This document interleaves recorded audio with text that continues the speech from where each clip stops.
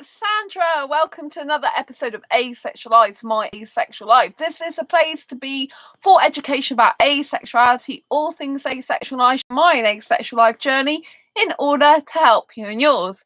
If you haven't already subscribed, please hit the great big subscribe button below right here, right now. Please hit that bell icon to get notified of every time I go live like now or post a new video.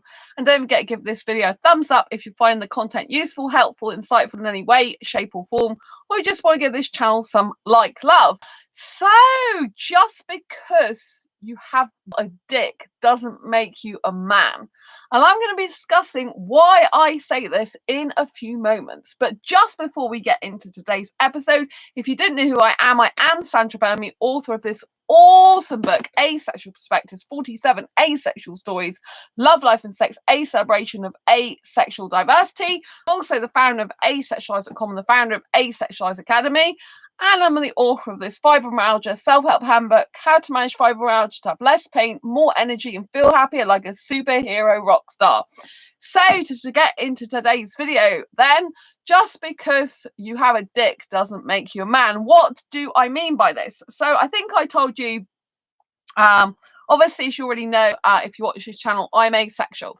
So I lack sexual attraction. I don't get the need, urge, or want for partner sexual intercourse. I'm a romantic asexual, so I still strongly desire a romantic relationship.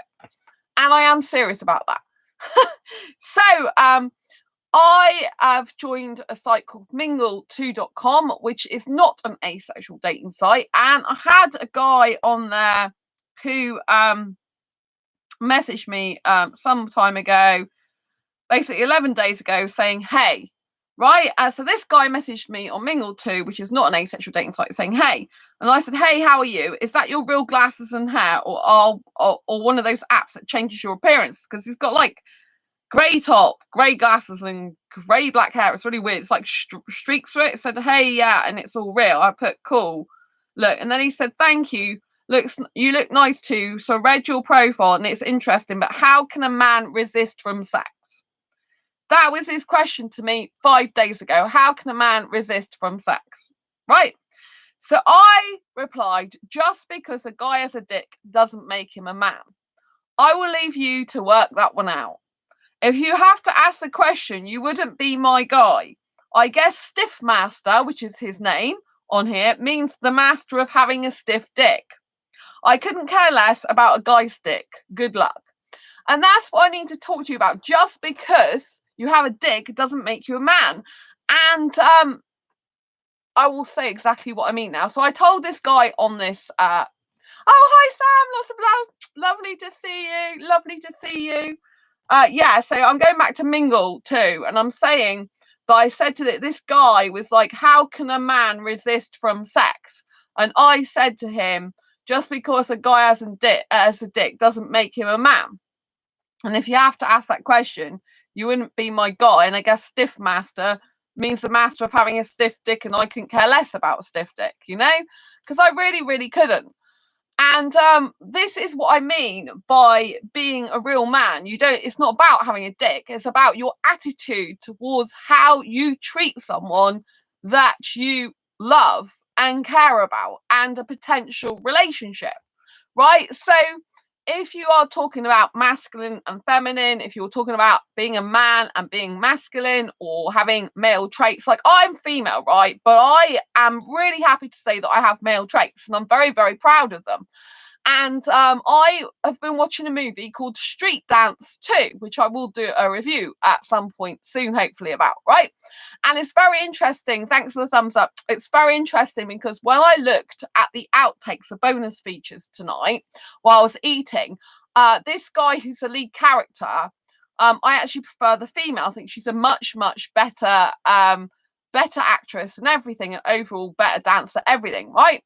And so on the outtakes, bonus footage, he was saying that the woman who plays the lead female role to his male role is actually more of a man than he is, which was refreshing to hear a guy actually saying that. He said because she's very strong, she can keep going for hours at her dancing routine, and you know, she knows what she wants, and so basically she's more of a man than he is. And that's what I wanted to say, you know, just because you are born into a certain body doesn't make you more of a man or more of a woman. It's how you act and treat someone. And lots of sexuals think that they're such a man because they've got big muscles and a big dick, right? I'm not interested in that. That's not what makes a man. If you want to know about masculine qualities, and masculine qualities is very much about leadership. It's very much about being driven. It's very much about being passionate and productive. This is why females in business roles, they bring out their masculine side to the roles. And in traditional dating and relationships, when a woman goes home to be with her man and a man wants her to be her feminine self, it's very hard for her sometimes because she's used to being in her masculine at work. And a lot of traditional dating coaches I'm not a traditional dating coach, I'm an asexuality coach.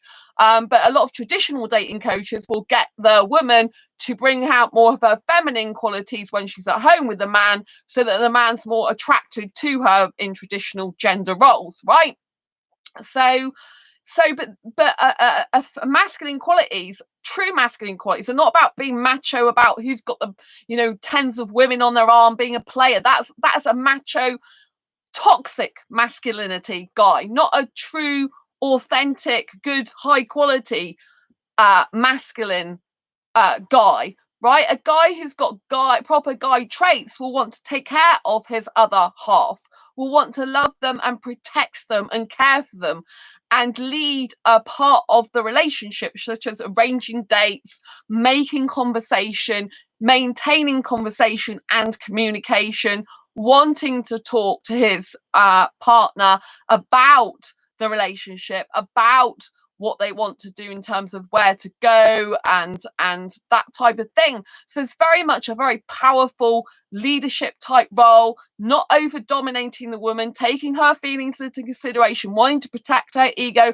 wanting to protect her from both other women and other guys, you know, and wanting to like show her off in a nice way that she's my beautiful person. If you're unless obviously it's a he's my beautiful person, whatever gender it is, that this person I'm with is the most beautiful person to them, and they don't need tens of thousands of other people interested in them, because in terms of a relationship, because they've got this person that's there with them, and they are protective over them but not controlling over them, right? And they like to show their person off at their finest, not to show them off as a trophy, look what I've got on my arm, but to show their essence off. So for example, even in the Street Dance 2 movie, it was wonderful to see that the guy said that the true meaning of being a guy is to actually show the woman off in the best light. When he was doing this older guy that's doing this dance, it's to show the woman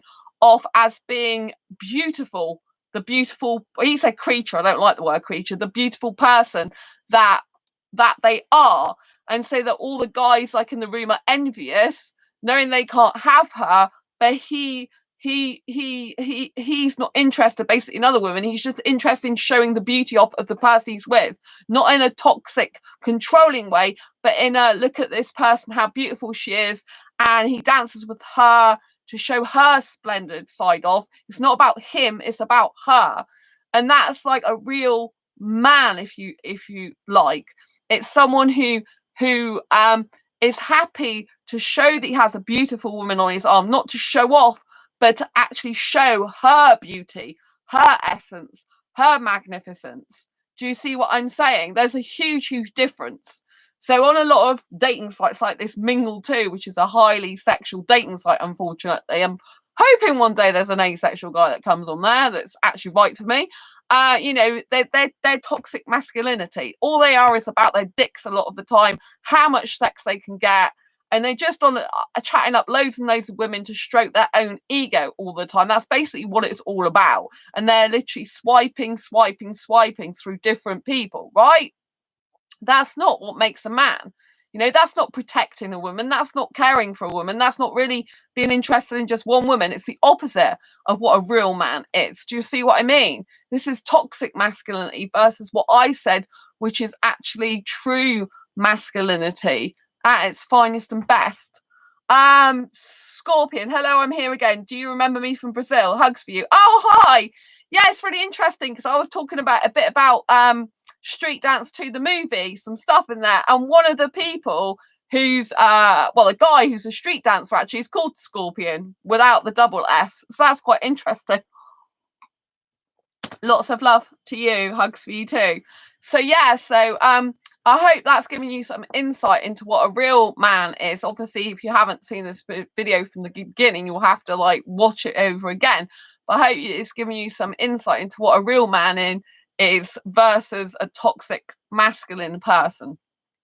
Because you know, you don't want to be getting into a relationship with someone who's got toxic masculinity and is not being a true man in the essence of how traditionally masculine man was designed to be, which is to protect the person he's with, to love the person he's with, to protect their ego, to lead the dating process, to make plans, to have active communication, to include his woman, or if it might not be a woman, but to include their partner in their life, and to be proud, show their woman off in a proud way, not a toxic, controlling way, and to, you know, to have boundaries. A real man is having boundaries. They're strong. They want to protect their woman or other gender, you know, they want to protect that person.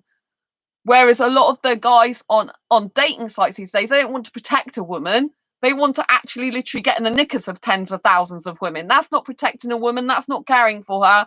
That's not leading a relationship. That's just literally shagging people, excuse my language, but it is. Do you know what I mean? So there's very, very huge, big difference. And there's a heck of a lot of lack these days in dating coaches which are teaching guys good things. There are a few dating coaches out there, traditional dating coaches that I've seen that actually are good towards what a good man should be, but there are quite a lot of dating coaches that are encouraging this toxic masculinity because they know it can get them a lot of money by basically promoting how much sex they can get and them just buying stuff over and over again for the sex, regardless of the feelings of the people involved in that. And you know, that's a lot of how it's become today, unfortunately. So it needs a lot of re-education about, you know, like you know, obviously with gender these days it's different anyway, because not everyone's masculine or feminine, so, and a lot of people really, as I mentioned before, whether regardless of where you identify as male or female or other or agender or whatever, if you're looking at masculine and feminine, to have a really good high quality relationship, you should have a mixture of both so you can understand the person. Like if you are a traditional guy, for example, like you're born guy, cisgender guy, you know, you should still have some feminine traits, because you cannot understand a woman, a cisgender, for example, or identifying female woman. You cannot understand a woman because your brain doesn't think like that, and particularly obviously if they're cisgender female, you know, you can't understand how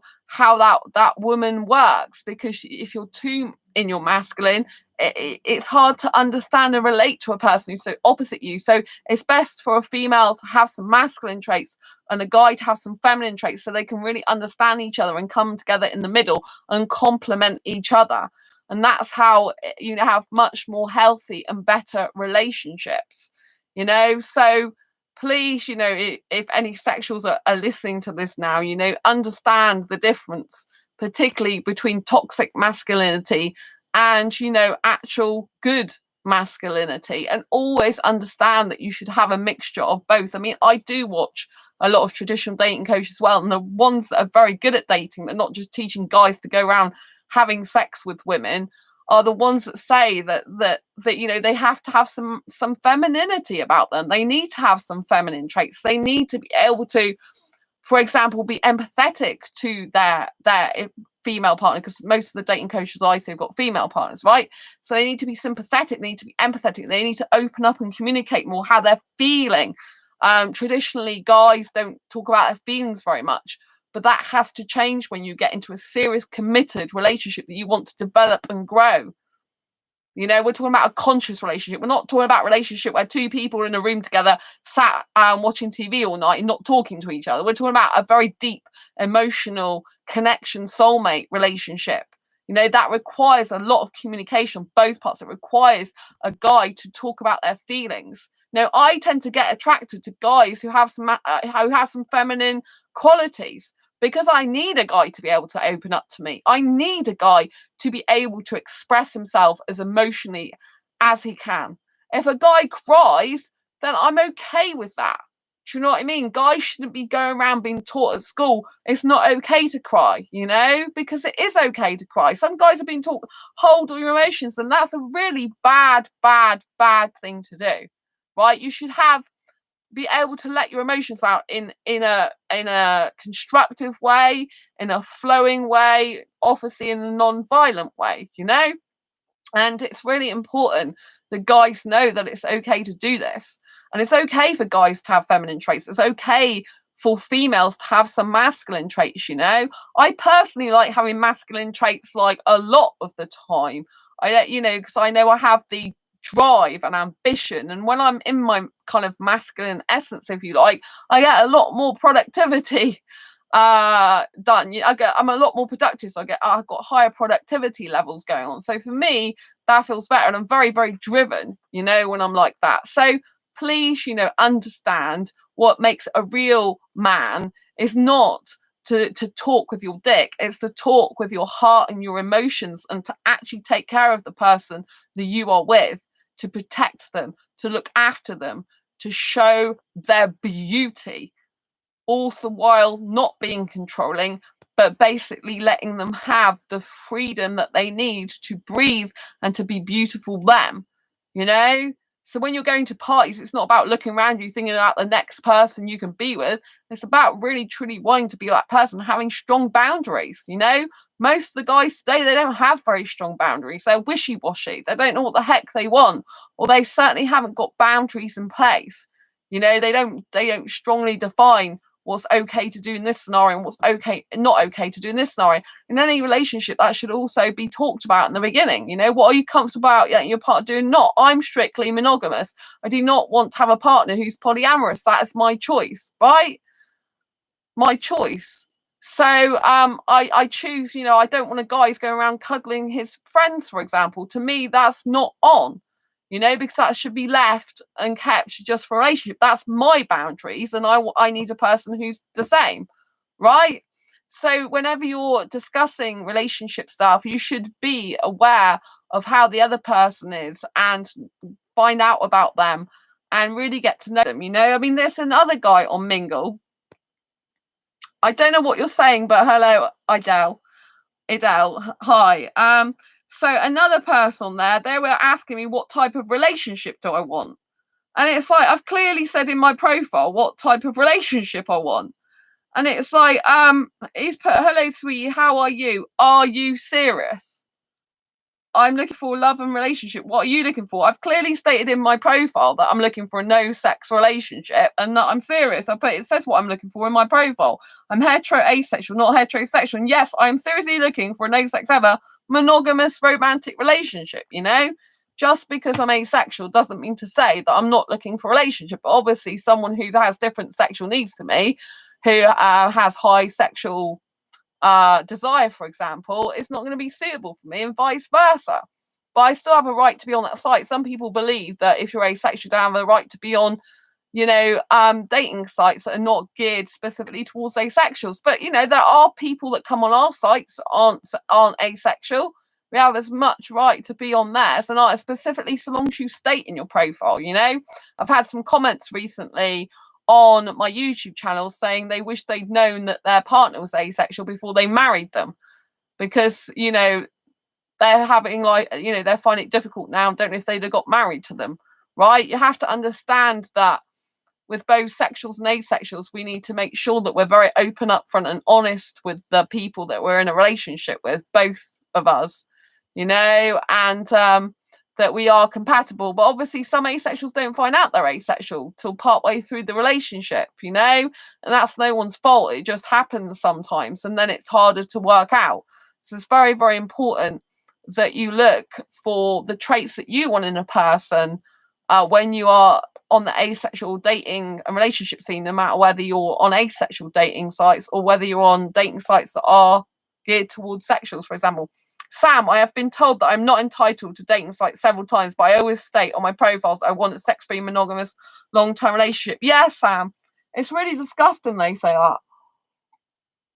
But it's good that you do state that you want a sex-free monogamous relationship. I mean, I've had some comments on my channel recently. I had one today, actually. I don't know if I can read it out because on my phone. I don't know if I've still got it on my phone. But it was on one of the videos I previously posted.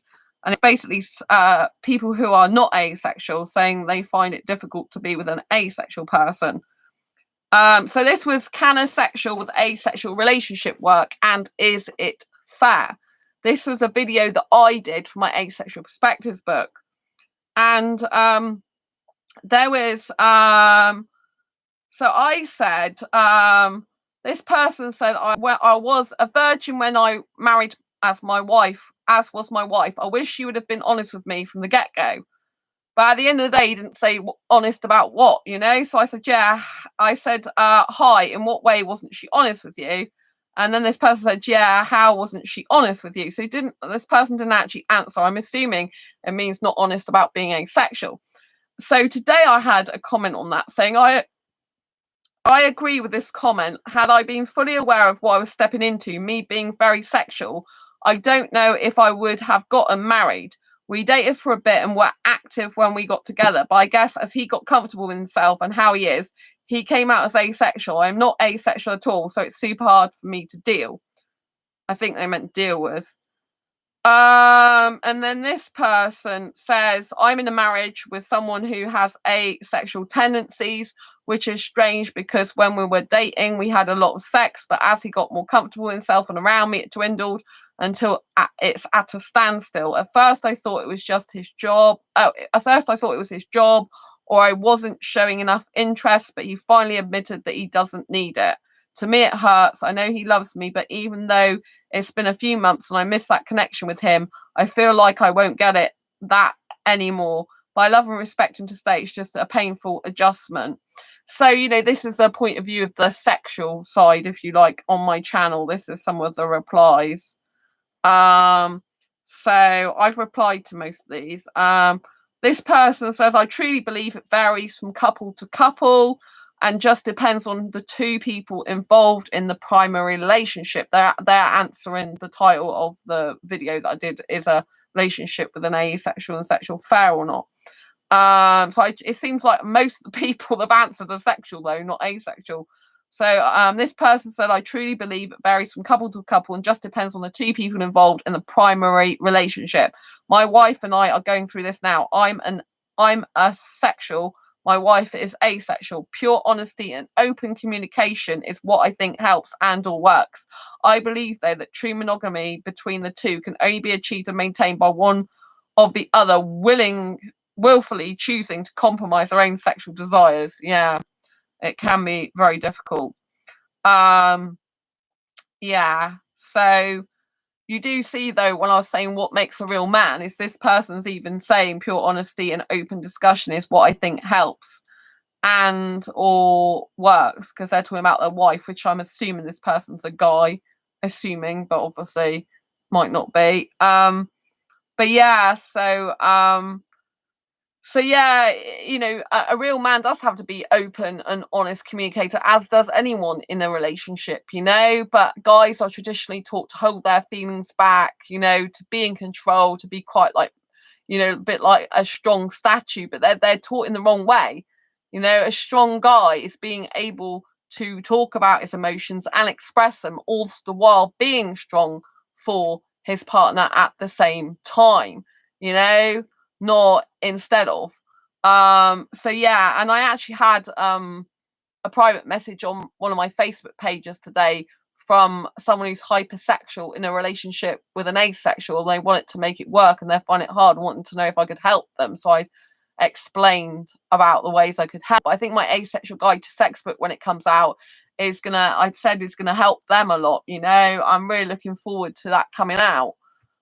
Because it really is badly needed. It's a book that's needed by partners of asexuals, besides asexuals themselves. And next month, I'm really focusing fully on the book, today I filmed a online asexual, well, I filmed how to arrange a successful online asexual meetup after I had a successful one the first time at the weekend, which was amazing. So we had 15 or 16 attendees, so it was really, really good and incredible. So yeah, I've been filming that today, and then I'm going to be straight on when I finished this course and finalized it and launched it with my Asexual Meetup Mastery course.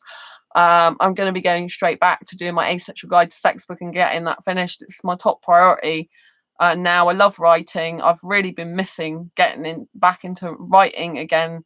It is really good for me. I've really been missing that. It's part of my soul. It's a book that needs to come out so badly. It's going to help so many people in the world. I just can't wait for it to come out, to be honest with you. I've still got some more work to do on it, particularly my part of the book. But I just know that it's going to be incredible. The amount of work that's gone into it already with all the other interviewees is just sensational, you know. And it'll be really, really interesting for people to see that. So, you know, but every type of really good quality relationship, you do need to be having like masculine and feminine coming into whatever gender you are. Do you know what I mean? And in sense of, you know, like what traditional masculine is, you know, is protection, leading and everything. I mean, obviously you need some sort of leader at some point in the relationship, otherwise you'll end up with two people who don't either both try to lead the relationship, or you'll have two people who don't talk much at all or communicate, expecting the other one to do all the work. So it's really important to have a good balance. Do you know what I mean? And it's good to find someone who's got very strong boundaries, like the boundaries that you have yourself, so that you know where you stand. You can totally trust that person no matter who they're around, and you can have a much more better relaxed relationship in general, you know. Anyway, yeah, so I mean there was some more comments on that video, but you know, there's person, you know, the going back to the kind of asexual with asexual relationship work or not. That person said, not for me, married twice.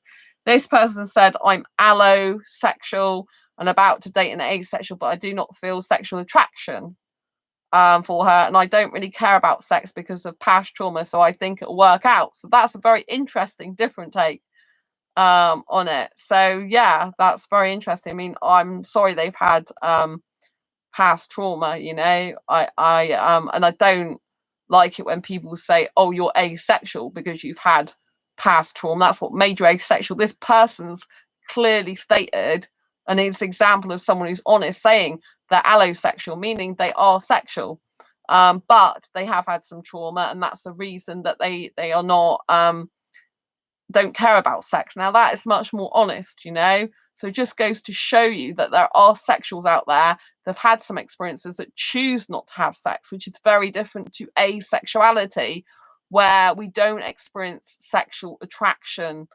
in broad terms. You know, that's what it's about. So, and it's not through some trauma that's made us asexual, although some asexuals may have had some trauma and some abuse. Do you know what I mean? Just like sexuals have. I know some sexual people who have had abuse, but they don't become asexual. They're still sexual. So I do know some asexuals that have had such bad traumatic experience. That might be partly why they feel they are asexual, you know. But I don't think, and I know it's not right to say someone's asexual because they've had a traumatic experience, because sexuals can have that too. It doesn't change their sexual orientation. Do you see what I mean? But I'm really glad that, you know, someone had the guts to be honest on here and said, you know, that they have had some trauma, but they are sexual, just that they don't need sex. So it's very, very important to distinguish that, you know. Like I was trying to explain to someone a while ago, several months ago, that I asexual not through choice, but I still have the choice whether I have sex or not as an asexual. They're very different. So asexuality is not a choice because it's my sexual orientation that's a lack of sexual attraction, but it's still my choice as an asexual person whether I want to have sex or not, despite being asexual, which is what some people don't understand about asexuality. asexuality is not a choice, but whether we decide to have sex regardless of our sexual orientation or is our choice. And most asexuals will choose not to do it because they don't feel that way. They don't want it. But in my Asexual Guide to Sex book, there's both asexuals who have had sex in the past and who are currently having it. So it is a mixture of those different types of asexuals. So that's what will make the book so interesting to read as well, and how the dynamic works in a relationship where an asexual person is having sex in a relationship with a sexual person, and they're okay with that. So it's very, very, very interesting. This was not particularly nice thing to say. This person said the asexuals that say the sexual who won't give up sex for them doesn't love them are hypocrites. The logic goes both ways. Have sex. You don't want to, ? Oh, then you don't love me. Goes both ways, guys, but nice try. Now, I understand what this person's saying, and the fact that it does go both ways, as in the sense both people could say, well, if you don't love me, then you don't love me if you do this, or you don't love me if you do that. But the one thing that they are majorly forgetting is that sex doesn't equate to love, and that's a problem. We can love someone without sex, whereas a lot of sexuals can't, and that's the thing that they haven't differentiated, this person who's writing that. So so if we don't have sex, then we still love our person, because sex isn't love, right? Whereas if they are forcing us to be in a situation where we need to have sex with them in order for them to stay with us, then we feel that if they love us, why can't they be with us without sex? To be honest, the answer is sexual incompatibility and different needs within the relationship. That should be what it actually is addressing. Because asexuals can be in a relationship with a sexual person and love them without sex. So asexual can love a sexual without sex, whereas a sexual person often can't. So when they're saying we're hypocrites, and then they're saying, well, if we don't have sex with them and they want sex, we don't love them. Love and sex are two separate things, so therefore that is incorrect. We still can love you, because sex is a physical act that some people choose to do or not do in a relationship. Love is a deep soulmate feeling and connection that doesn't go away regardless of whether you have sex with that person or not. That's the difference, and that's why I wanted to say that. That's a huge difference, So asexuals can love someone and never want sex with them, because love is not the same as sex. What would be best to say is that an asexual and sexual are not compatible if the sexual needs sex and wants it and the asexual doesn't.